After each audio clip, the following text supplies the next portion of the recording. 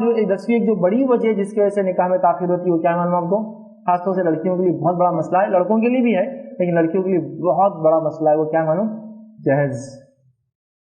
جہیز، شادی ہوں گی تو لڑکی کو کچھ ڈیمانڈ ہے اور لڑکی والوں کو دینا ہے، سمجھ رہے آپ؟ تو لڑکیوں کے لیے تو بہت زبردست مسئلہ ہے، سب کچھ طے ہو گیا، سب کچھ طے ہو گیا، میں نے ایسے رشتے ٹوٹتے ہوئے دیکھے، سب کچھ طے ہو گیا اور اس کے بعد بیچ والا آدمی بولتا ہے کہ دیکھو ان کو 2 رشتے آئے ہوئے، وہ ایک 5 دے رہا، آپ کتنا دیں گے؟ مطلب اب بات سب صحیح ہے لیکن اب 2 پارٹیز ایک ساتھ کانٹریکٹ سائن کر سکتے ہیں، ایلیجیبل ہے، اب آپ بولو آپ 5 سے اوپر کیا دیں گے؟ تو وہ بولتا چلو ہم جوڑے کی رقم 1 لاکھ بڑھا دو 6 لاکھ دے دیں گے، سمجھ رہے آپ بات کو؟ اگر وہ نہیں دے پایا، نہیں کر پایا تو رشتہ تو اچھا تھا، بچی کا سب پسند آ گیا تھا، بس آپ کیونکہ کچھ دے نہیں پا رہے اس لیے لہٰذا رشتہ کینسل ہو جائے۔ آج بھی ایسے علاقے جہاں لسٹ بنتی ہے، کہیں سونے کے ڈھیر دینا پڑتے ہیں، آج بھی میں نے ایسے لوگوں کو دیکھا جو 25 تولہ، سمجھ رہے آپ، مانگتے ہیں 25 تولہ، آج کے زمانے میں بہت بڑی رقم ہو جاتی ہے، مانگ رہے ہیں جہیز، اس کے لیے محنت بھی کی جا رہی ہے، سمجھ رہے بات کو؟ جہیز مطلب ایک عجیب چیز ہے اور اس کو معیوب بھی نہیں سمجھا جاتا، اس میں میں دیندار بے دین کی میں تمیز بھی نہیں کرتا ہوں، سب نے طریقہ بنا لیا یہ۔ اچھا کچھ لوگ کیسے ہوتے دیکھیے، نہیں ہم کو تو کچھ نہیں چاہیے، ماشاءاللہ کیا فرشتہ آدمی، لیکن پہلی بہو جب آئی تھی نا تو 10 تولے کا ایک ہاتھ تھا، کار ان کے ابا نے بھیجے تھے، جو گھر ہے اس میں ہم ان کا ہی رہ رہے، یہ کیسا ہڈن میسج ہے؟ مطلب ہم کو تو کچھ نہیں چاہیے لیکن پہلے والوں کو بھی ہم نے یہ بولے تھے، پھر بھی انہوں نے کیا کیا، 10 تولہ دے دیے، کار دے دیے، فلیٹ دے دی، اور آپ کو تو اللہ نے ان سے زیادہ دے رکھا ہے، وہ تو سعودی تھے، آپ تو دینار والا معاملہ کویتی ہے۔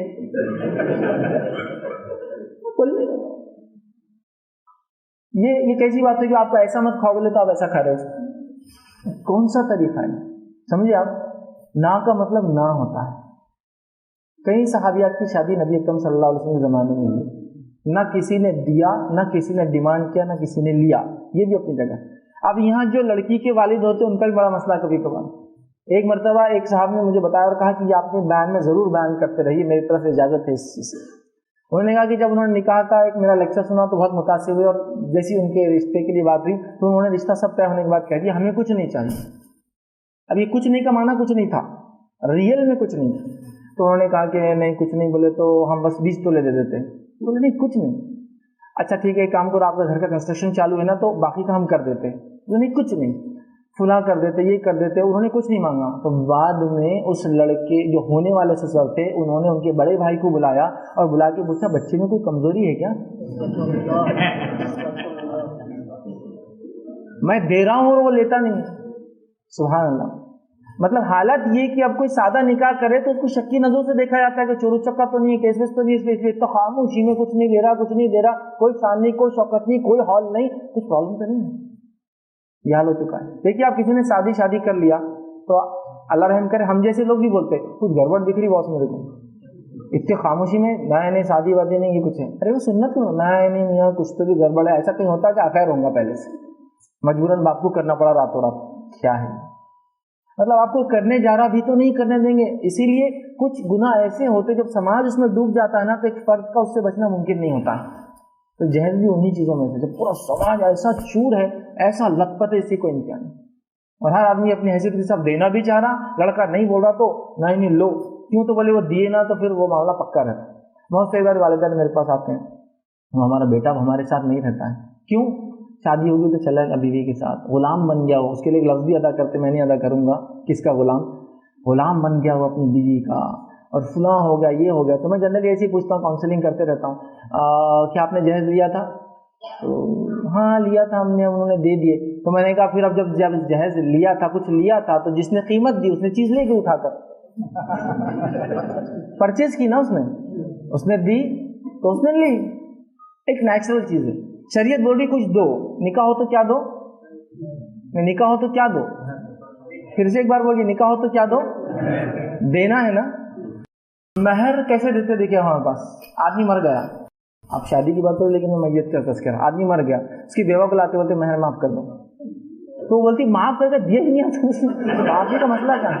وہ بھی بولتی زندگی بھر نہیں دیا، آپ کیا دیں گے مرنے کے بعد، جا معاف کر دو، معاف نہیں ہوتا، تو دینا ہے نا، اس لیے میں 3 بار پوچھا، دینا ہے۔ اچھا ऐसा कोई शॉपिंग मॉल या कोई दुकान ऐसी आपने कुवैत में इंडिया में देखी जहाँ आप जाके प्रोडक्ट खरीदते कितने का, 100 रुपये का, चलिए 100 रुपये दीजिए दुकानदार, क्या है कि प्रोडक्ट ले रहा हूँ ना 100 रुपये का, तो कोई बोलेंगे देना पड़ता कोई चीज़ लिए तो। यहाँ लड़की भी लो, जोड़ा भी लो, घोड़ा भी लो, बिस्तर भी लो, सामान भी लो, सब लो, लेना कैसा? जब आप वो कोई चीज़ दे रहे हैं तो इसके बदले एक बात समझ आ रही, कुछ उनको दिया जाए उसके बदले, वो महर है, वो लड़की का हक है, वो उधार होता है हमारे पास, है ना, वो उधार होता है। वो मुअज्जल और मुवज्जल ऐसा बोल देते हैं कि वैसा हो गया, वो कुछ तो भी हो गया, उधार है या कैश हो गया, और उसके बाद वो उधार उधार उधार उधार उधार तो उसकी मौत तक जाता उधार, उसके बिस्तर पे मर गया और उसके बाद माफ हो जाता। तो जहेज लिया जा रहा है, महर नहीं दिया जा रहा है, जहेज लिया और दिया जा रहा है, विरासत में जो है हिस्सा नहीं दिया जा रहा लड़कियों को, मतलब बहनों को, समझ रहे आप बात, बेटी को उसके जिसका इंतकाल हुआ, तो जो चीज़ गलत है वो ले और दिया जा रहा है। जो चीज़ शरीयत ने बताया, और विरासत देना ये इल्मुल फराइज में से आता है, इसका देना ज़रूरी है।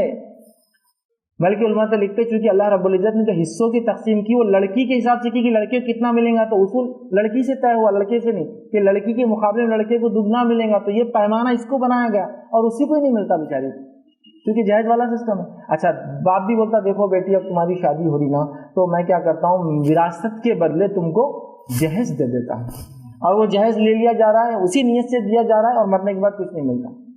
नॉन मुस्लिम्स में कल्चर है, उनके पास विरासत में हिस्सा नहीं होता बेटी का, क्योंकि विरासत में हिस्सा नहीं होता, दामाद पूरा चूर के लेता शादी में, बोलता बुड्ढे से ये वक्त है निकालने का, इसके अलावा वक्त नहीं है, वो पूरा हर चीज करा के लेता।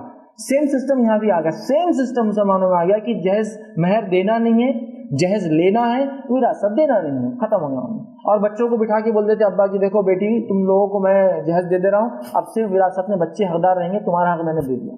ये नहीं होता, तो जहेज को खत्म कीजिए। मैं जानता हूँ कई ऐसे नौजवान हैं जो अपनी जवानियों को सिर्फ यहाँ इसलिए जला रहे हैं, खत्म कर रहे हैं कि अपने बहनों का जहेज वो दे वहाँ घर में, उनकी बहनों की शादियाँ नहीं हो रही, तो उनके सिर्फ महर अदा करने वो यहाँ जिंदगियाँ गुजारते हैं, और जो कुछ काम मिलता है वो कर गुजारते हैं। तो क्या करेंगे इसके अलावा, चारा नहीं। कई ऐसे इंसान हैं जिनको सिर्फ बेटी पैदा हुई, खुशखबरी उनको मिली बेटी की पैदाइश की, खुश हुए, लेकिन खुश होते ही उनके सामने एक बहुत बड़ा सवाल खड़े हो गया कि आज से 20 साल बाद इसकी शादी है, अब निकलो यहाँ से अपने घर को छोड़कर। वो नया शादी किया हुआ इंसान 1 साल बीवी के साथ जिंदगी नहीं गुजारा, बेटी की शादी के लिए पता नहीं 20 साल से आके दूसरे ममालिक में जिंदगी गुजारता है।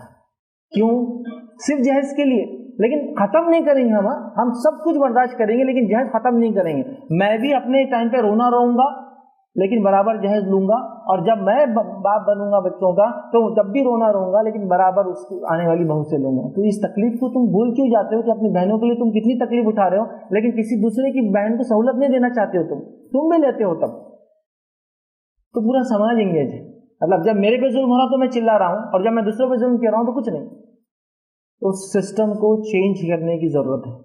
जहेज तो जाहिर सी बात है लड़की वाले तो बोलेंगे खत्म करो, नहीं, ये लड़के वालों की तरफ से होगा। जाहिर सी बात है वो नहीं खुशी से दे रहा हूं मैं, लड़की वालों से मैं गुजारिश करूंगा खुशी से भी मत दीजिए। बहुत नुकसान होता है इससे उन गरीबों का जो नहीं दे पाते, बहुत नुकसान होता है। क्या दामाद को दिया नहीं जा सकता कुछ? बिल्कुल दिया जा सकता, बिल्कुल। दामाद तो क्यों नहीं दे सकते? जब रिश्तेदारों को देने का हुक्म है तो दामाद भी तो रिश्तेदार है ना, गरीब हो सकता है वो भी, लेकिन ये शादी के वक्त लेन देन मत कीजिए, शादी के बाद कभी भी दीजिए अपने दामाद।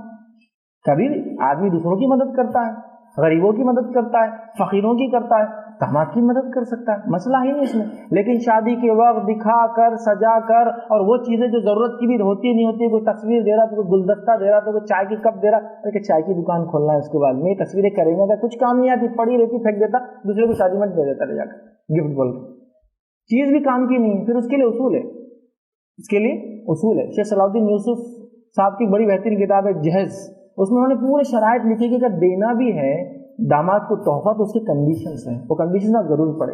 क्या वक्त नहीं कि सारे कंडीशन बयान करूं, बहुत अच्छे से कंडीशन लिखे होने की, बता कर नहीं दिया जाएगा, दिखा कर नहीं दिया जाएगा, चीज की शक्ल में मत दो, कैश दो ताकि उसको सहूलत हो। शादी के वक्त लिया दिया नहीं जाएगा, शादी के टाइम पे दूल्हा ही नहीं सोचेगा ये मेरा हक है, देने वाला लड़की का वालिद ही नहीं सोचेगा मुझे देना जरूरी है, बल्कि ये लड़के की हालात के एतबार से उसकी मदद के तौर पर किया जा सकता है। लेकिन ये सब बात की बात है, ये जहेज के अंदर शामिल नहीं है।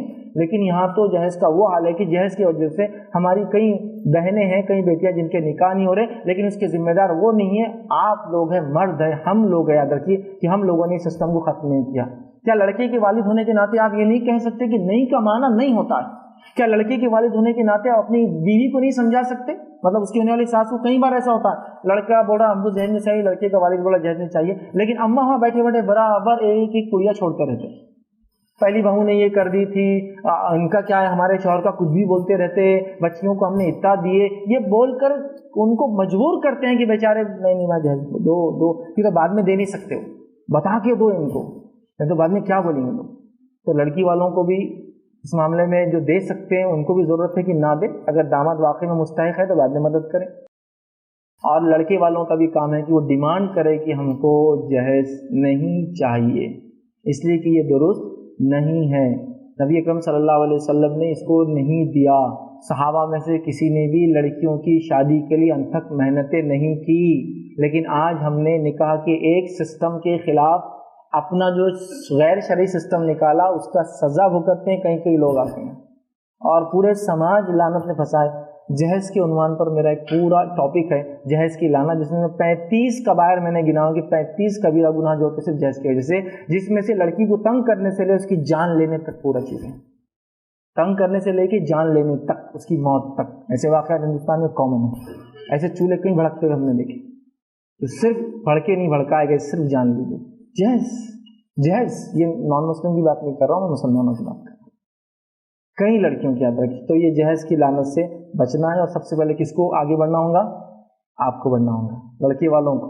لڑکے کے سرپرست ہے آپ خود شادی کرنے والے ہیں، لیکن لڑکوں سے گزارش یہ کروں گا اپنے والدین کو ضرور منائیں، ورنہ ہوتا یہ کہ لڑکا ضد میں جب کر لیتا ہے اور اس کے والدین ساری زندگی اس لڑکی کو کیا کرتے معلوم؟ روز کی ذہنی موت دیتے ہی بول کے کیا بچے نے بولا تو کیا ہوا، تمہارے باپ کو نہیں سمجھتا کیا، اس نے بال کیا دھوپ میں سفید کیا، کیا فلاں کیا، جس کی وجہ سے ہوتا کیا کہ آپ کے ساتھ تو صرف شام گزارتی ہے بیچاری، لیکن باقی پوری زندگی ٹان اس کو، اور تانے سے جو تکلیف ہوتی ہے یاد رکھے انسان کو، وہ ذہنی موت ہے، سائیکولوجیکل وہ ڈیتھ ہے اس کی، وہ مت کیجیے، آپ منائیے، سمجھائیے، بتائیے، یاد رکھیے۔